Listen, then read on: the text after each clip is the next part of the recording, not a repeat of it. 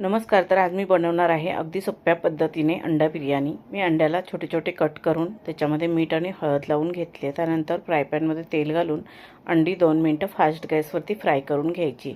त्याच फ्राय पॅनमध्ये तेल घालून चिरलेली मिरची, कांदा घालून घ्यायचा, चवीप्रमाणे मीठ घालायचं आणि परतून घ्यायचं। परतून घेतल्यानंतर त्याच्यामध्ये आलं लसूण पेस्ट घालायची आणि परत परतून घ्यायचं। दही घेतलं, दह्यामध्ये 3 चमचे मालवणी मसाला आणि अर्धा चमचा हळद घालून घेतले। त्याची पेस्ट करून ग्रेव्हीमध्ये घालून घ्यायची आणि व्यवस्थित परतून घ्यायची। त्यानंतर त्याच्यामध्ये टोमॅटो पेस्ट घालायची, 5-7 मिनिटं शिजू द्यायचं आणि अंडी घालून घ्यायची। आपला इथे भातसुद्धा तयार झालेला आहे। 80% भात शिजवून घ्यायचा आहे आणि बिर्याणीचे लेयर्स द्यायचे। तुम्हाला जर डिटेलमध्ये व्हिडिओ बघायचा असेल तर आपल्या चॅनलवरती अपलोड केलेला आहे, तुम्ही बघू शकता।